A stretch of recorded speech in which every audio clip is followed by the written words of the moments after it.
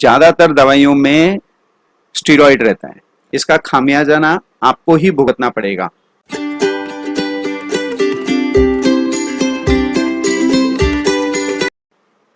Doctor, बहुत सारे patients खुद मेडिकल में जाके मेडिसिन लेते हैं और उसका उल्टा असर पड़ता है उसके स्किन पे, तो उसके बारे में आप क्या बोलना चाहेंगे सर? ये बहुत ही रेलेवेंट क्वेश्चन है। हमने देखा है हमारे ओपीडीज में कि ज़्यादातर लोग ये जो गोरेपन का जो फिक्सेशन है, स्किन को गोरा रखना है ना, तो उसके लिए खुद ही जाके या तो अपने दोस्तों से पूछ के या किसी कलीग्स ने या किसी रिलेटिव ने कुछ सजेशन दे दिया या फिर वो केमिस्ट के पास जाएंगे, हाँ, और फिर वो कुछ दवाइयाँ लेते हैं। यूजुअली वो दवाई क्रीम के रूप में रहती। ज़्यादातर दवाइयों में स्टीरॉयड रहता है। अच्छा। और वो दवाइयाँ थोड़े दिन जब आप यूज करते हैं शुरुआत में तो आपको थोड़ा अच्छा फायदा दिखता है ना, तो आप बहुत खुश हो जाते हैं और फिर आप उसको कंटिन्यू रखते हैं।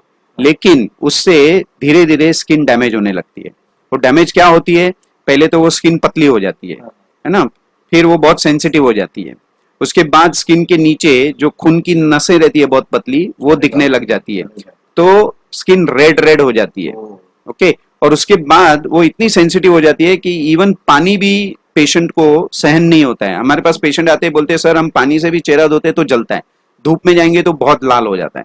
तो ये सारा एक्चुअली वो जो स्टीरॉयड कंटेनिंग क्रीम है उससे डैमेज हो गया आपकी स्किन।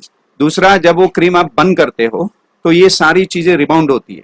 अच्छा, है ना, तो वापस आपका जो पहले का प्रॉब्लम है, ऑलरेडी स्किन डैमेज भी हो चुकी है और जो पहले के काले दाग थे वो ज्यादा प्रमाण में भी दिखने को लग सकते हैं।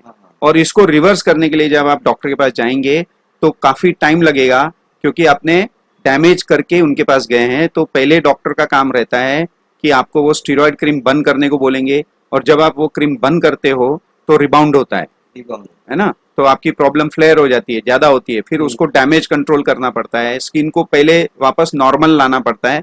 उसके बाद जो भी आपको उसका इलाज करना है, जो प्रॉब्लम थी जिसके लिए आपने वो क्रीम यूज की थी, फिर उसके लिए उसका इलाज करना पड़ता है। ये सारी क्रीमें जो सेल्फ मेडिकेशन हम बोलते हैं, किसी के कहने पर आप अपने चेहरे पे एक्सपेरिमेंट करते हैं, तो ये बहुत ही गलत है। इसका खामियाजा ना आपको ही भुगतना पड़ेगा। दूसरी बात, बहुत बार हमने देखा है कि आप ब्यूटी पार्लर में लोग जाके उनकी सलाह से इलाज शुरू करते हैं या कुछ क्रीम शुरू करते हैं। कभी कभी तो वो क्रीम ऐसी देते हैं कि उसका कोई नाम नहीं रहता है, एक डब्बे में बंद करके दे देते हैं जैसे खाना दे रहे हैं, है ना। तो ये बहुत गलत है, क्योंकि उसके अंदर क्या कंटेंट है, हर जो कंज्यूमर रहता है, यानी जो आप एज ए कंज्यूमर हैं, आप जब किसी के पास जाते हैं पार्लर में या वगैरह, तो आपका ये हक है कि आप क्या खरीद रहे हो उसकी जानकारी आपको होनी चाहिए। उसका नाम क्या है, उसके अंदर कंटेंट क्या है, उसके अंदर क्या दवाई है। और दूसरी बात कि ब्यूटी पार्लर वाले हमारे कलीग्स हैं, वो आपको एक्चुअली क्या कहते हैं, सुंदर रखने के लिए आपके मेकअप वगैरह कर सकते हैं, है ना। वो ट्रीटमेंट के लिए ट्रेंड नहीं है, उनको दवाई के बारे में कुछ पता नहीं है, उनको स्किन के बारे में ABCD पता नहीं है ना। तो ये सारी चीजें करने से आपको ही नुकसान होने वाला है, तो इससे आप बचिए।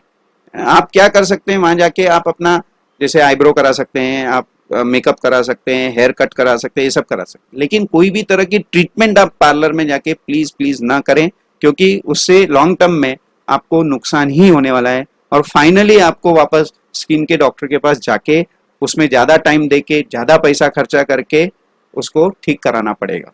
और कभी कभी डैमेज इतना ज्यादा हो जाता है कि उसको ठीक करने में भी बहुत वक्त लगता है, और कभी कभी पूरी तरह से ठीक नहीं भी होता है। तो इन सब चीजों पे ध्यान रखना है। Thank you.